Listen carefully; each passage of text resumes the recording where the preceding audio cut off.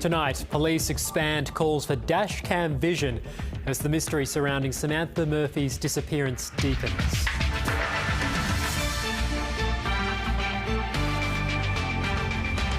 Also tonight, police defend the shooting of a man in Melbourne's CBD. Australia raises concerns as Israel prepares to invade Rafah. And the stars come out to celebrate Australian cinema and television. Good evening, Iskhander, Razak with ABC News. Police have called off search crews scouring bushland for Ballarat mother who's been missing for more than a week. Investigators, however, are expanding calls for dash cam and CCTV footage as the mystery of the 51-year-old's disappearance deepens. Once overrun with search teams, the sprawling forest to Ballarat's east was today comparatively empty, apart from some dedicated locals.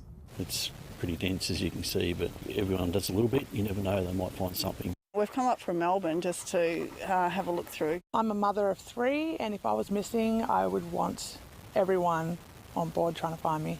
Police confirmed their officers, alongside SES and CFA volunteers, have been called back from the active search for the beloved mother of 3. After 6 days of detailed searches between her Eureka Street home, where she set out for a trail run on Sunday morning, and Buninyong, about 12 kilometres south, found no trace of the 51-year-old. The police now want anyone with CCTV or dashcam footage from Ballarat East, Mount Helen or Buninyong during the day on Sunday to come forward, saying even if the footage does not depict Samantha, detectives are keen to review all footage in the areas between 7 a.m. and 7 p.m. It is a massive task, and now that we've found out they've scaled back the search, it seems an almost impossible task, but I think everyone just really wants to get Samantha home. It's been almost a week since the last known sighting of Samantha Murphy. In that time, some daytime temperatures have reached above 30 degrees. Some nights have dropped into the single digits. Police hold significant concerns for her welfare. If there's that slight possibility that she's alive, that we need to keep looking. Specialist detectives have broadened their investigation in a bid to find new leads. The search effort will scale back up again if it does. Jesse Thompson, ABC News. Victoria Police allege a 20-year-old man who was shot by a protective services officer in Melbourne's CBD threatened and pursued an officer with broken glass. It was one of 2 separate incidents that unfolded near Flinders Street Station last night. The man sustained non-life-threatening injuries and is in hospital in a stable condition. The shooting occurred shortly after the arrest of a 27-year-old man in the same location. He allegedly hit 4 pedestrians with a glass bottle in a separate incident. The victims were all taken to hospital and the 27-year-old has been charged. Police say an investigation of the shooting incident will include a review of CCTV and body cam footage. They've actually used OC spray to try and diffuse the situation, and that wasn't appropriate. And a PSO has made a decision based on the risk assessment, based on what he saw, to actually shoot somebody because of the threat that was being that he saw to his colleague. The Foreign Minister has used a keynote speech in Perth to warn about the risk of conflict in the Indian Ocean, while pressing China to be more open about its military build-up. Penny Wong delivered the warning at a major gathering of foreign ministers and top officials from Indian Ocean states, from South Asia through to the Middle East and Eastern Africa. A gathering of friends at a perilous moment. The same unprecedented threats that are facing the Pacific Ocean side of the region are also faced on the Indian Ocean side. New Delhi and Beijing are facing off in the Indian Ocean, with more Chinese warships, surveillance ships and submarines pushing into waters uncomfortably close to India. Countries of the Indo-Pacific face China's rapid military build-up without the transparency and reassurance that the region looks for from all great powers. Australia is preparing on its own Indian Ocean territory of Cocos Keeling Islands, lengthening a key runway so high-tech surveillance planes can land there. We always seek presence in order to reinforce stability. India and Australia also share very similar anxieties about Chinese diplomacy in some Indian Ocean states. There is a need to address disinformation, interference, opaque lending practices and coercive trade measures. Unsustainable debt, opaque lending practices, unviable projects, and injudicious choices. Similarly, there are the complexities of dual-purpose agendas. But some of the countries caught in the tussle between China and India would prefer all the major powers to take a step back. Sri Lanka's president warning that the jostling is making life harder and more unpredictable. The space of maneuverability for littoral states is shrinking fast. The list of potential hotspots and conflict zones around the globe just seems to keep on growing. And Australia's anxious that the Indian Ocean could join that list in the future. One of the best ways to hedge against that is to form tighter informal bonds with larger numbers of smaller countries in the hope that they can convince the larger powers to keep the peace. Stephen Jedgetts, ABC News, Perth. Australia has joined the United Nations in saying it's deeply concerned about the fate of civilians in the southern Gaza city of Rafah. Israel's Prime Minister Benjamin Netanyahu has ordered his military to draw up a plan to evacuate Palestinian refugees before it begins a ground attack to defeat remaining Hamas fighters. Foreign Minister Penny Wong says civilians must be protected. More than half of Gaza's population of 2.3 million people have fled to Rafah since the war began in October. Plans for an evacuation ahead of an Israeli ground invasion have intensified feelings of sheer terror. We're afraid. Where will we go? We're so worried. I don't want to migrate. Whatever Israel wants to do, let it do. I won't go anywhere. I will die in my tent. The tiny southern city was already overcrowded and not designed for the huge influx of refugees.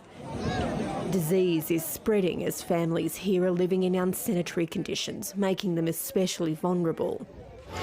In the past 48 hours, airstrikes on residential buildings have killed more civilians, including children. There was a very powerful explosion. We heard a lot of screams and stones falling from above. We found a father and his daughter dead on the ground. As you can see, the situation is dire. An entire building has been destroyed without any warning. The United Nations says there is very little they can do when ground attacks begin. We're trying to keep civilians fed, keep them dry and warm. It is nearly impossible for us to protect them from tank fire, from artillery shells. But amongst the barbed wire outside the Rafah tent camps, these refugee kids say they want to decorate the sky. We have lost all our toys at home as well as our friends and our loved ones. The planes of the Israelis carry out airstrikes while ours do not. Even if the Israeli military does move these civilians, where would they go? The United Nations says forced displacement is against international law, and Australia's Foreign Minister says she's deeply concerned about reports of this impending operation. Alison Horn, ABC News, Jerusalem. US President Joe Biden will appoint a high-level task force to tighten the supervision of classified material during presidential transitions. It comes after the special counsel's report into Joe Biden's handling of classified documents said the president was an elderly man with a poor memory. The vice president has slammed the comments as politically motivated. As a former prosecutor, the comments that were made by that prosecutor, gratuitous, inaccurate, and inappropriate. Pakistan's two leading figures in the national election have both declared victory, underlining a chaotic campaign dominated by violence. Nawaz Sharif says his party has won, but political allies of the imprisoned Imran Khan claim they have secured more seats overall. Nawaz Sharif has claimed victory in Pakistan's election, despite results not showing a clear winner. Sharif will need to secure a coalition to govern. His party has won fewer seats than his rival Imran Khan, whose political allies ran as independents. A coalition is no easy task in a country this deeply divided. 2 people were killed in riots over delayed voting results. Many suspect that was a sign these elections are rigged, and protests erupted in areas with strong support for Khan-backed candidates. Sharif will need more than a dove to find peace in Pakistan, as the country struggles with soaring inflation and an unstable economy. Analysts have described this as one of Pakistan's least credible elections. An internet shutdown, delays in polls and slow results have triggered suspicions of vote rigging in favour of political parties backed by the country's powerful military. Just a day before the election, at least 28 people were killed in bombings at political offices. Authorities say they suspended mobile and internet services to maintain law and order. Khan supporters worry this had a disproportionate impact on their tech-heavy campaign. I don't think Pakistan has ever seen the level of tyranny that people on the streets have faced, but they are fighting back. With Khan's Pakistan Tehreek-e-Insaf party using TikTok rallies to reach voters. And even artificial intelligence to deliver speeches on his behalf. But many remained defiant in spite of the blackout. We want people to elect candidates who will resolve all of our problems, who will do something to improve our future. In the midst of a difficult and deadly chapter in Pakistan's political history, people are focused on making a better life for themselves. Meghna Bali, ABC News.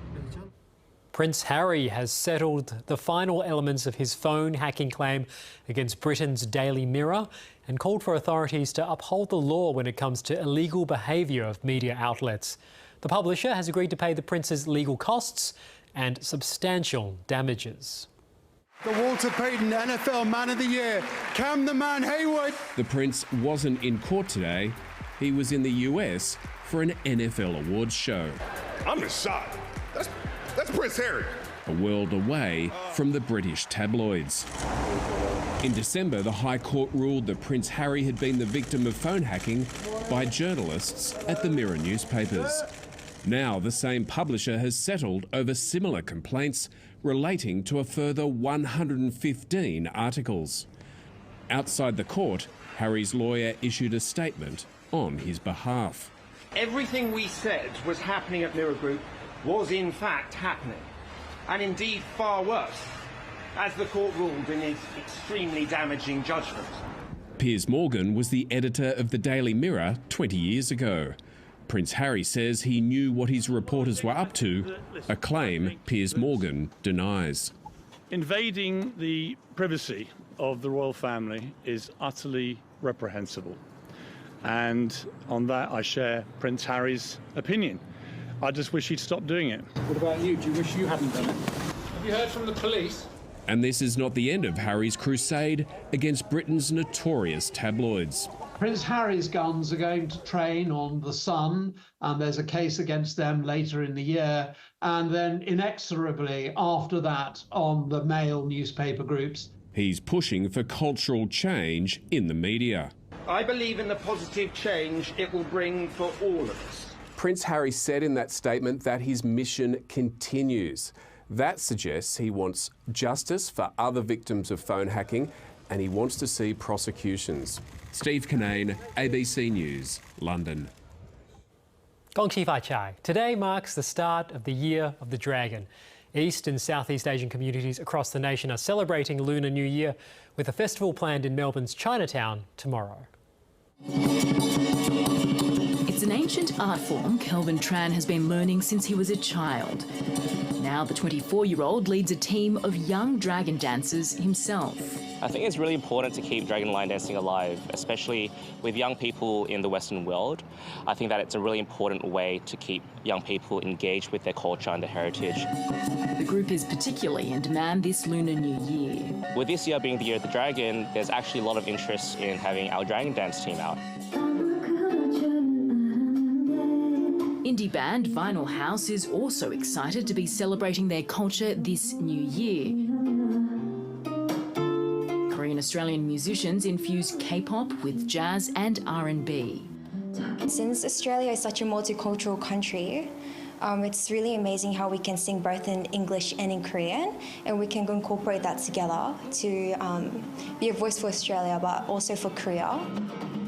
Fan Dongwang's striking dragon artworks are on display as part of festivities in Sydney's south. The Shanghai-born artist uses traditional Chinese techniques, but with a modern twist. The style is a bit like pop art, but mixed with traditional Chinese carvings techniques. So I call it sculptural painting. So that's my invention. With a growing Asian community in Australia, Lunar New Year celebrations here are bigger than ever. Once confined to Chinatowns in capital cities, there are now major celebrations across the suburbs and regional areas. I think it's great that we're able to promote our culture and our art all over Sydney and all over Australia. Keeping traditions alive for generations to come. Lydia Feng, ABC News.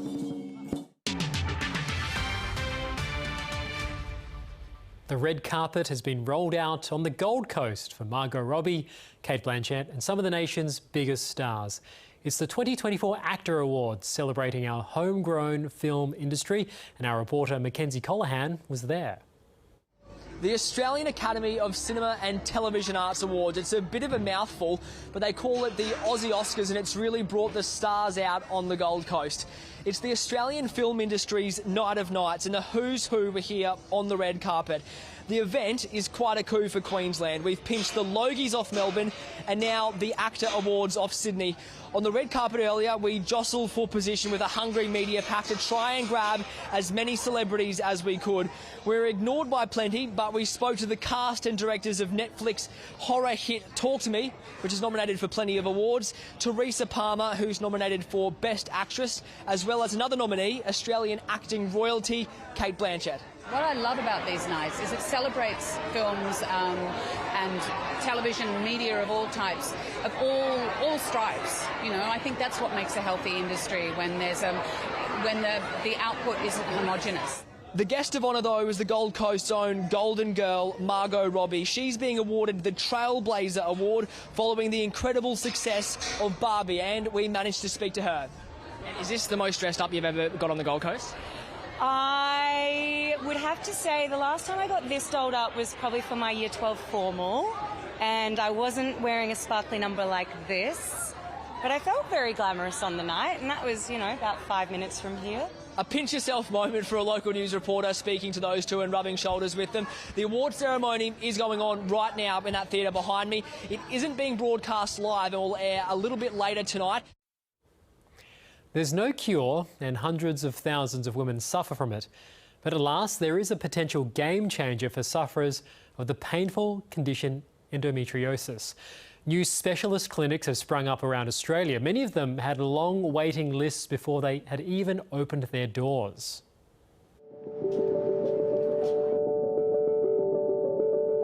Hi Leanne, come through. Good to see you again. You too. Come in. When you come in here, you know that you're in a safe space. Just try to keep these muscles nice and relaxed. Leanne Williams suffers from endometriosis, otherwise known as endo. It almost feels like a hot poker in your bottom and someone twisting it. It's been so painful at times that she's ended up in hospital emergency, but on one occasion, staff thought she was a drug addict. I was screaming in pain, and for someone to look at you and go, oh, here's an addiction brochure, it's pretty condescending, and it shows a lack of understanding and a lack of empathy. All right, so we'll just check your blood pressure. Thank you. Fast forward 3 years, and Leanne has come a long way in her battle to be believed. She's one of the first patients to use this new federally funded clinic in suburban Perth, dedicated to endometriosis and pelvic pain. 22 of the centres have opened up around Australia in recent months, offering relief from long wait times to see specialists in the public system. Probably almost a 2-year wait is my understanding for assessment of these patients. In that time, ongoing pain and suffering occurs. Are you maybe able to just describe the pain to me a little bit? Patients are screened for up to an hour before their first visit. It's It's a one-stop shop, offering various treatment and pain management options, including pelvic health physio. We see, the pelvic floor becoming really tense, and that can be a large driver to their pain. Endo happens when tissue similar to the lining of the uterus grows elsewhere, usually around the ovaries. It's common. In one age group, 1 in 7 women have got it. At the opening of another of the clinics on the Gold Coast recently, advocates welcomed the new facilities, but said not enough GPs were referring their patients to them. Take their patients seriously when they present with pelvic pain and not just say, oh, it's normal to have pain with your period. Well, it's not. Thank you so much. But GPs believe a lot of progress has been made on women's health generally in the 5 years since Australia launched a national action plan to tackle the chronic disease. With 50% of our GPs now being women, this is a problem that is a common one that we deal with within general practice. And this is what's causing your pain. Dr Nicole Higgins, who's based in Mackay, says the biggest issue now is providing care for women in remote and regional areas. Place-based solutions are really what's important versus just plonking clinics in certain places. The Commonwealth spent nearly $29 million on research to find a cause and a cure for endo. To put that in proportion, since 2014, the National Health and Medical Research Councils spent over $530 million on diabetes research. Advocates say endo should receive a similar investment, given its impact. The cost to the economy is estimated to be around $9.7 billion. In the meantime, many patients face the heartbreaking side effect of struggling to have children. Leanne has overcome that challenge with baby Orlando to prove it. It's been since I stopped breastfeeding him that I've had an increase in pain. It's hoped these clinics can offer alternatives to the heavy drugs many patients rely on. Bye-bye, wait, bye-bye. Bye. Until a cure is found, they're only likely to get busier. Claire Moody, ABC News. A change in medical testing could help drive down rates of sexually transmitted infections in Australia. 1 in 6 Australians will get an STI, and the rates have been increasing in recent years. Natalie Whiting explains. Could a change in how we test for STIs help bring down the high rates of infections in Australia? The number of syphilis cases has tripled over the past decade. There was a drop during COVID-19, but otherwise you can see it's been steadily rising. Rates of gonorrhea have also been increasing. Chlamydia remains the most common STI, with about 94,000 confirmed cases a year. A study from the Melbourne Sexual Health Centre found getting people a rapid test result could help slow the spread. I'm pretty sure she's got chlamydia. It usually takes 5 to 7 days to get answers back from a lab. The common practice is for a doctor to prescribe an antibiotic based on the symptoms, rather than wait for the test result.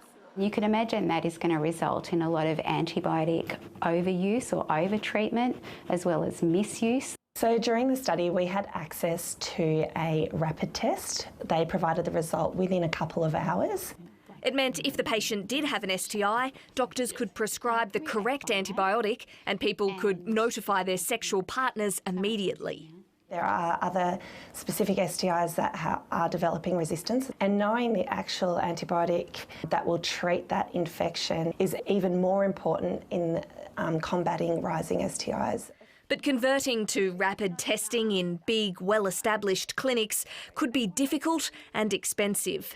There are a few factors that are likely contributing to the high rates of STIs. The pandemic interrupted testing and healthcare. Rates are higher in Aboriginal communities and remote locations, again pointing to a lack of access to testing and treatment. And effective HIV prevention medication may be leading to a reduction in condom use, particularly among gay and bisexual men. The federal government is rolling out a new campaign on social media and dating apps, encouraging people to get tested and use protection. Australia will head to Adelaide with a 1-0 T20 series lead over the West Indies after prevailing by 11 runs at Hobart's Bellerive Oval. Centre to bat, David Warner starred in his milestone T20 international, scoring 70 off 36 as he became the first player to represent a nation 100 times in all three formats. Australia went on to post 7 for 213, challenging the West Indies to score the highest T20 international score at the ground to win. It was an impressive start to the chase from Brandon King and Johnson Charles, but 3 wickets from Adam Zampa proved vital for the hosts. Almost a perfect game, put on a really good total. If anything, we might have left a few out there. We knew they were going to come really hard in the power play to try and make it easier for themselves at the back end. An unbeaten half-century from Beth Mooney has propelled Australia to 277 in the third women's one-day international against South Africa at North Sydney Oval. Captain Alyssa Healy also made 50 after winning the toss and batting. Mooney started slowly but accelerated towards the end of the innings, smashing 10 boundaries on her way to 82 not out. Masaba Takaklas was the pick of the Proteas bowlers, taking 4 for 56. The Richmond Football Club has taken its pre-season preparation to the top end, with stars Daniel Rioli and Morris Rioli Jr. returning home to the Northern Territory ahead of the AFL's opening round. The pair took part in a light training session early this morning in front of Tigers' friendly crowd in Darwin. It came after a visit to the Tiwi Islands, where they spent time in schools, caught up with family and took their teammates fishing. The visit comes as the AFL considers moving the annual Women's Dreamtime match between Richmond and Essendon to the NT. Daniel Rioli, who played in the Men's Dreamtime match in Darwin in 2020 due to COVID restrictions in Victoria, is supportive of the move. AFLW would be awesome because we've got a big footy fan base here in the Northern Territory, and a lot of women's play here, and they're really good footballers. So to have the AFLW come up here, and if it does happen, it's going to be pretty special, and I think everyone will get around it. Get around this. A 100-year-old diver has proved age is not a barrier, displaying his skills at the World Aquatics in Doha. The crowd cheered on Iranian Taghi Asghari as he took to the water. Over his lifetime, Asghari has won 9 national titles in Iran and he competed in 2 Asian Games where he won 2 medals. And there was 1 more medal for the centenarian, awarded by the World Aquatics President in a special presentation. Diving to the weather now. Cloud increased overnight in the south with some early morning showers on the ranges. Near average minimum temperatures mostly range between 10 and 14 degrees, the lowest of 5 degrees at Falls Creek and Mount Hotham Airport. Cloud in the southeast during the morning. Some cloud and a few showers persisted over the southern Gippsland area. Otherwise, it was sunny. The state's top of 33 was at Yarrawonga and Rutherglen. In Melbourne, the temperature reached a high of 27 degrees just before 3:30 this afternoon. Interstate today was mostly sunny in Hobart, partly cloudy in Sydney, wet in Brisbane and Darwin, sunny Adelaide and Hobart, as well as Perth. The satellite image is showing cloud across the north of the continent, extending down through the interior and across to the southeast coast. Winds over Victoria turn northerly tomorrow. A weak trough will develop over western Victoria tomorrow afternoon. That trough will linger over the western half of the state Monday before crossing central parts mid-Tuesday and clearing the state by late Tuesday. There will be showers and storms over the tropics and central Queensland and some showers over the coast in Queensland and northeast New South Wales. For the capital cities tomorrow, a possible shower or 2 for Brisbane and Sydney, partly cloudy in Hobart, sunny for Adelaide and Perth, showers possible for Darwin. Back home, morning fog patches in the south, then a dry and sunny day ahead. There will be light to moderate northerly winds tending fresh and gusty at times during the day about the central districts. In the east of the state, it'll be a touch cooler and maybe some rain north of the border may creep in, but mainly sunny and dry everywhere. 32 in the Latrobe Valley, 33 in Wangaratta. On the bay, easterly winds to 20 knots, tending northerly early in the morning, then tending southerly 10 to 15 knots in the evening. Winds reaching into the north during the morning. Waves around 1.5 metres. Strong wind warning has been issued for central Gippsland and east Gippsland coast, and there's a severe heatwave warning for the east Gippsland district. For Melbourne tomorrow, bit windy in the west, but a sunny day forecast, heading for a top of 33, a low of 17 overnight, 14 and 34 in Geelong. Now looking ahead for Brisbane, Monday staying sunny and 35, Tuesday 33, then